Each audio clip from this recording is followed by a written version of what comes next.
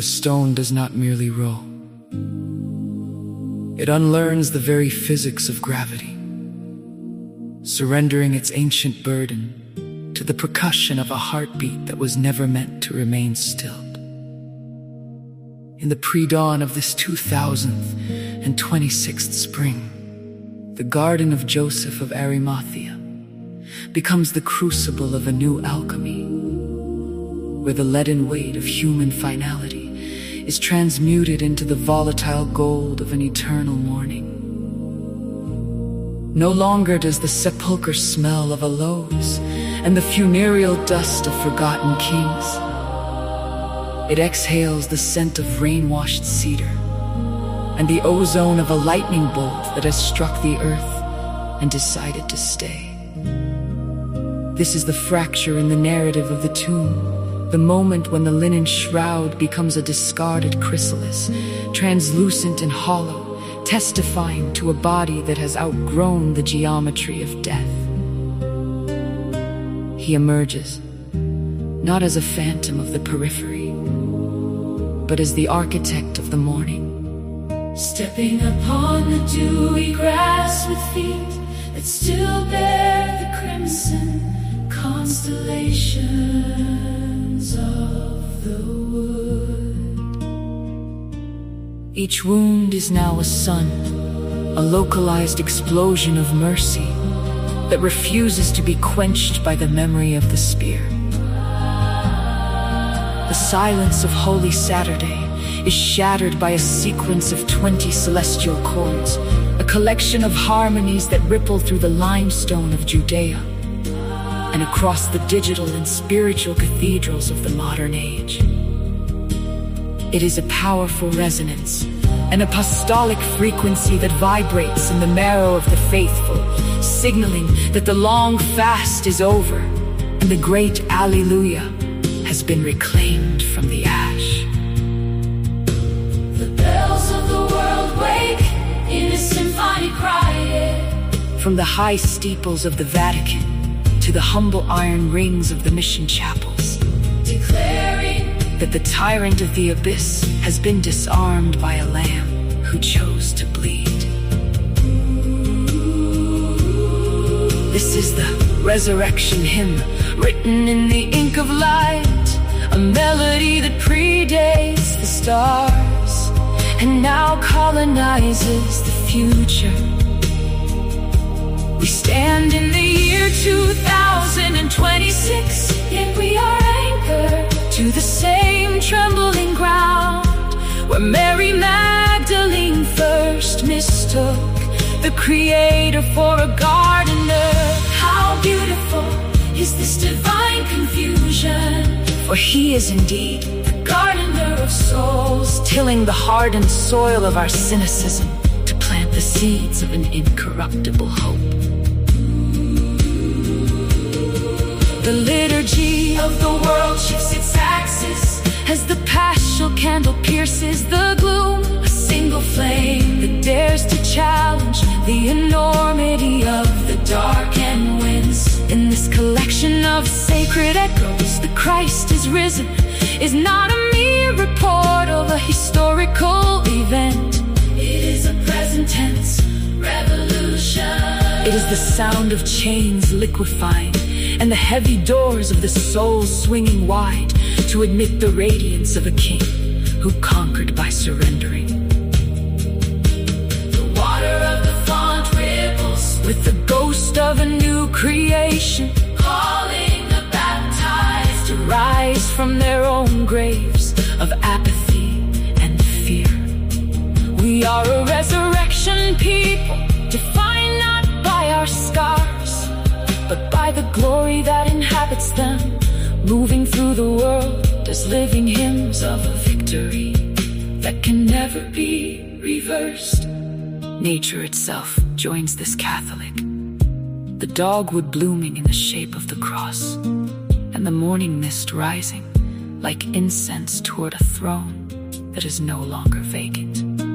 The hymns carry the weight of the martyr's blood and the lightness of a child's first prayer. weaving a tapestry of sound that wraps around the globe. This is the power of the risen one. He does not erase our history of suffering. He inhabits it until it glows. He stands at the center of the 2020-26 horizon, a figure of blinding peace, beckoning us to leave our shrouds behind and walk into the brilliance of day that shall have no sunset. The grave is empty, the dead is paid, and the music of the spheres has finally found its keynote in the breath of the living God.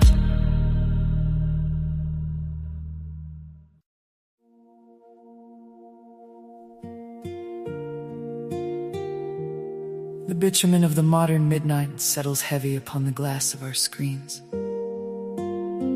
A digital obsidian where the soul wanders through corridors of blue light and flickering latency.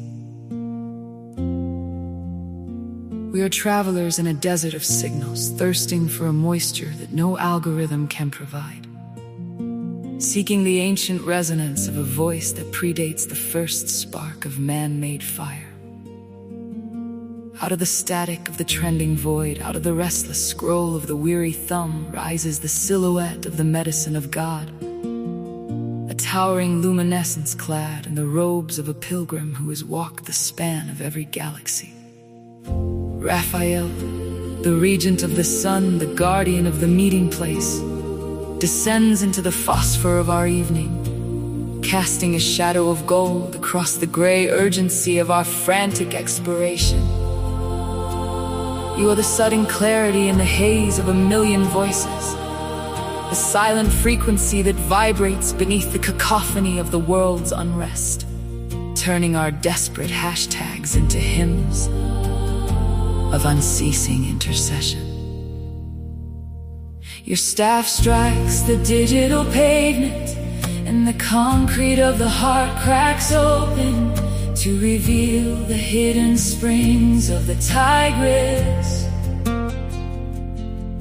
where the gall of the fish once cured the scales of a father's eyes. We are the blind ones, sitting at the gates of the network, staring into the abyss of our own reflection, until you arrive to ignite the darkness with the brilliance that does not burn but heals. It is a light, the taste of honey and cedar, a radiance that smells of rain on parched earth, dissolving the cataracts of our cynicism with the sheer weight of celestial presence. When the night grows heavy with the loneliness of the connected yet isolated, you provide the alchemy of a true encounter, weaving the threads of our disparate lives into a tapestry that glows with the fire of the divine will. You are not found in the superficial peak of a fleeting trend, but in the enduring depth of the soul's vertical climb toward the empyrean. The night is no longer a cage of shadows or a theater of fears when your wings unfurl across the digital firmament, casting a spectrum of peace that the world cannot manufacture. Every pixel of our existence, every grain of our anxiety is touched by the amber glow of your proximity as you guide the wanderer home through the labyrinth of the 21st century. We cry out for a sign in the language of the machine, but you respond in the language of the spirit, a dialect of blinding purity that transforms our screens into icons and our scrolling into a pilgrimage. The rhythm of your breathing is the tempo of the spheres, a slow and majestic pulse that calms the frantic electricity of our minds, teaching us that to be seen by God is the only true fame, and to be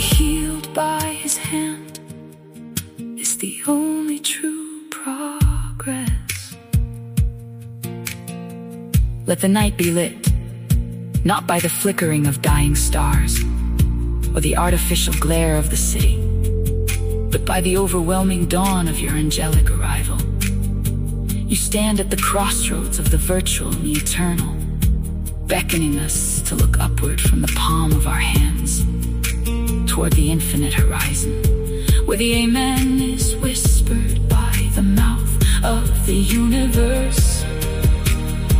In the silence between the beats of a song, in the stillness at the center of a viral storm, we find the quiet fire of your presence, the Raphael light. That's the gap between the wounded earth and the dancing heavens.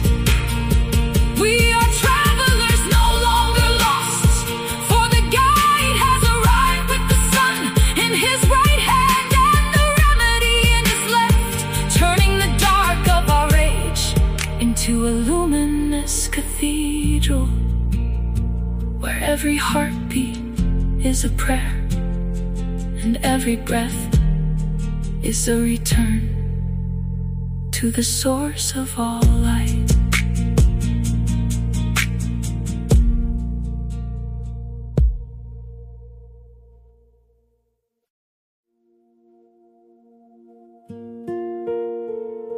The heavy bronze of the cathedral bell tolls 12 times into the biting frost of a January midnight, shaking the crystalline air where the old ghost of the past year exhales its final breath. We stand upon the threshold of the unwritten, where the snow lies like an unblemished shroud over the failures and the triumphs of the months dissolved. In this hallowed pause, this liturgical transition, where the secular clock meets the eternal pulse, we do not look to the stars for cold divination, nor to the sand for a measure of our worth. Instead, we turn our gaze toward the singular. Morning star, the vessel of the infinite, she who bore the weight of glory within a temporal. Ave Maria, the salutation of the threshold, the between the frozen earth and the celestial fire. We bring to you the raw timber of January, the brittle ice of new intentions, and the shivering hope of a calendar that has yet to bleed. We consecrate the dawn of this rotation, placing the keys of our months, the gears of our hours, and the very marrow of our days into the hollow of your protective hands. Mother of the new beginning, you who are the garden enclosed, and the gate through which the word entered our shattered history, receive this oblation of our future.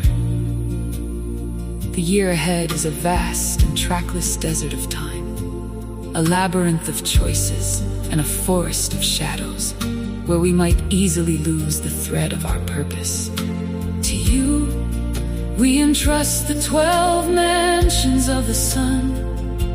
We give you our February vigils and our March renewals, the blossoming uncertainty of April and the floral litanies of May. We ask that your mantle, woven of humility and blue light, be the horizon that bounds our wandering.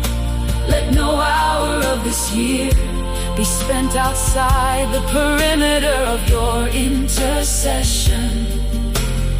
If the heat of July scorches our resolve, be the cooling dew of the Paraclete.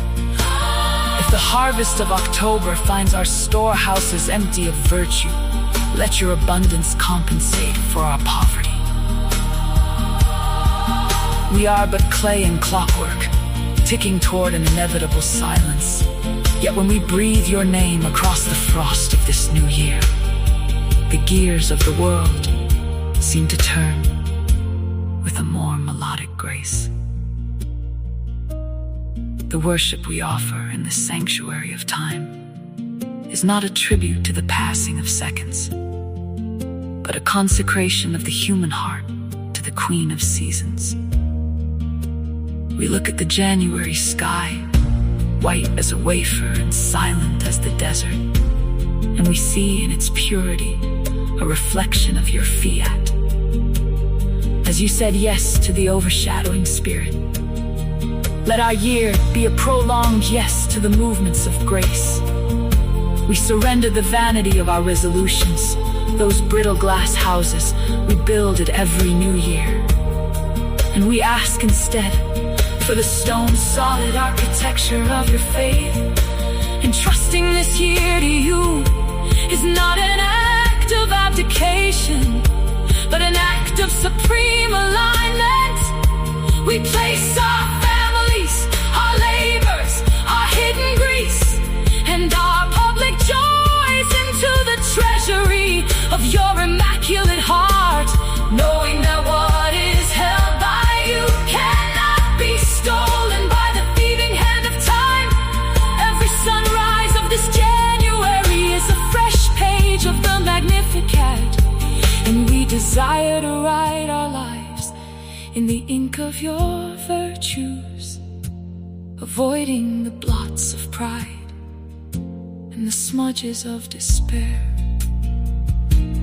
Tower of ivory, house of gold, the winter wind howls through the streets of the world, carrying the scent of smoke and the rumors of unrest. Yet, in this Marian worship, there is a stillness that the calendar cannot disturb. We consecrate the collective pulse of the year to your maternal care. May the months be a ladder of ascent, and may each day be a bead on a rosary of lived devotion. We entrust to you the beginning, the middle, and the end, the winter of our doubt and the spring of our awakening. As the earth tilts back toward the warmth, let our souls tilt toward the sun. You care, Maria. The year is yours, the breath is yours, the very rhythm of our hearts is a prayer offered in the sanctuary of your love. We step into the frost with warmth in our spirits, for the Queen of January has become our guide, and the new year is no longer a void to be feared, but a temple to be inhabited, consecrated, and offered back to the source of all light through your most holy and maternal hands.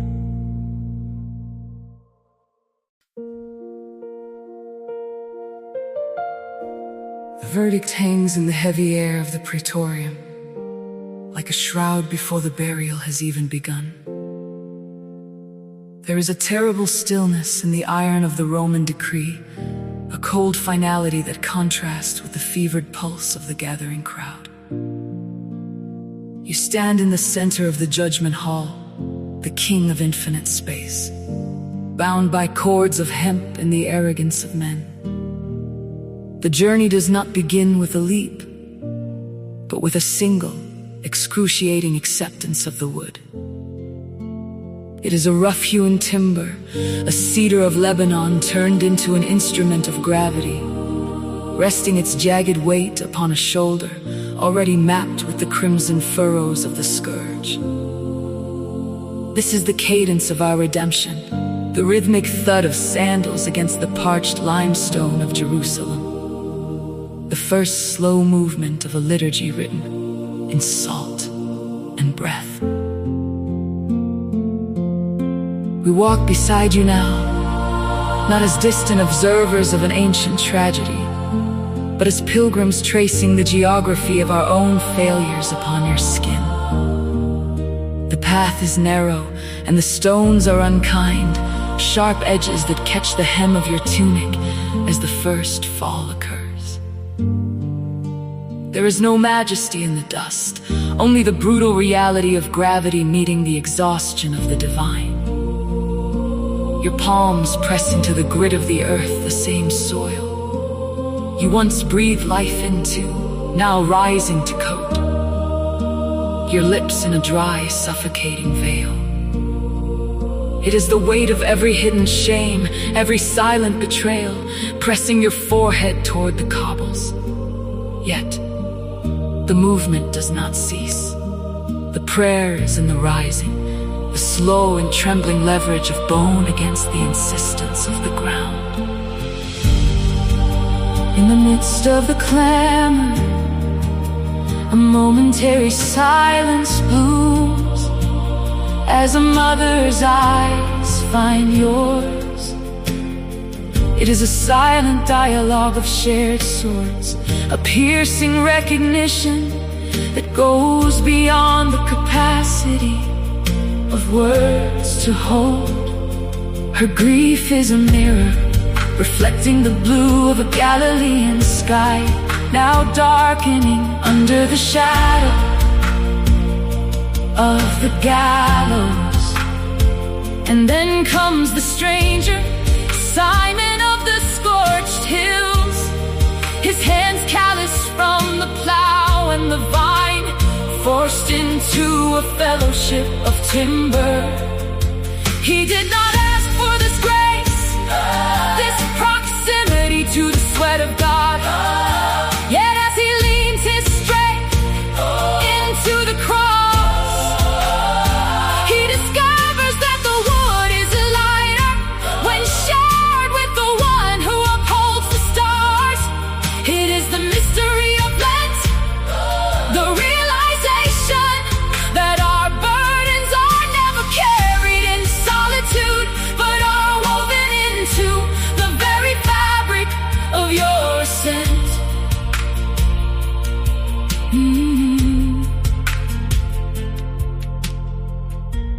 A woman steps forward with a cloth of linen, defying the wall of spears to offer a mercy of silk and water. In that brief contact, the sweat and blood of the world are wiped away, leaving an imprint of the holy face upon the fabric of our compassion. It is a testament that even in the most desolate hour, the image of God remains indelible, waiting to be revealed by a gesture of simple kindness. But the hill of the skull looms closer now, and the falls become more frequent, more devastating. Each collapse is a deeper immersion into the frailty of the flesh, a profound descent into the dark valley where humanity loses its way. You are teaching us how to die to ourselves, how to let the ego crumble into the dust, so that the spirit might find its wings in the very shadow of the cross. The daughters of Jerusalem weep with a sound like the desert wind, their laments rising In a fragmented hope, You turn to them, not with the bitterness of a victim, but with the clarity of a prophet, bidding them weep for the future, for the children who will inherit a world of thorns. The ascent is nearly complete, and at the summit of the barren mound, the final stripping begins. They take the garments woven without seam, leaving you exposed to the biting air and the mockery of the onlookers. It is the ultimate poverty, the stripping away of every dignity, until only the raw truth of love remains. The iron meets the wrist, the hammer finds its rhythm, and the sound echoes through the corridors of time. A rhythmic tolling that marks the end of the old covenant and the agonizing birth of the new. 3 hours of obsidian darkness swallow the sun, a cosmic morning for the light of the world. The air grows thin, the lungs labor for a single word of forgiveness, and the thirst of the Creator is quenched with the vinegar of our rebellion. It is finished. expansion of the universe snaps as the last breath is surrendered to the Father, and the earth itself trembles in a convulsion of grief and recognition. The veil is torn from top to bottom, exposing the heart of the mystery. Now, the descent from the wood is a quiet affair, a slow lowering into the arms of the grieving mother, the Paita of the twilight.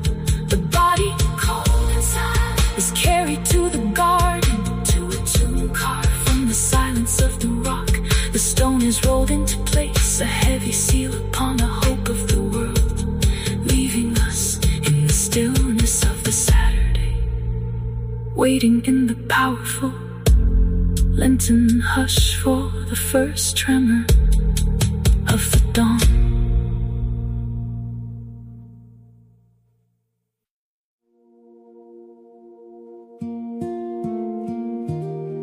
The amber wick of the 7th hour trembles against the cooling stone of the nave, where the day exhales its final gilded breath. We stand in the gathering gloaming, not as masters of the morning, but as stewards of the twilight, carrying the residue of the week's dust upon our sandals, and the weight of our brother's silence within our own throats. There is a specific gravity to this Sunday evening, the density of spirit that Richard and Betty once captured in the simplicity of a wooden flute and a heart laid bare. It is the geometry of the basin and the towel, the architecture of the bended knee that defines our gathering here beneath the vaulted shadows. We are a tapestry of callous palms and weary eyes, woven together by the singular thread of a promise that we shall not walk the jagged path of the world in isolation. The air is thick with the scent of extinguished beeswax and the lingering echo of the Gloria. Yet here in the quietude of the 7 p.m. choir, the music becomes a living sinew, a ligament of grace that binds the broken to the whole. To be the servant is to relinquish the ivory tower of the self and descend into the fertile valley of the other. It is to recognize that the Christ light we carry is not a torch for our own illumination, but a lantern held steady for the one whose oil has run dry in the thickets of despair. We look across the pews and see not strangers, but reflections of a shared fragility, a communion of pilgrims whose only map is the cadence of a common heartbeat. The harmony we seek is not found in the perfection of the note, but in the vulnerability of the breath, the way a soprano's plea nests within the baritone's resolve. We are learning the difficult vernacular of the foot washer, the syntax of the one who stands behind the burden of a friend to push when the incline becomes too steep. In this sacred space, the boundaries of the ego dissolve like incense in the rafters, leaving only the raw essence of a people who have decided that to lead is to follow, and to possess is to give away. Listen to the subterranean resonance of the wood, the way the benches groan under the weight of 100 different sorrows and 1,000 whispered hopes.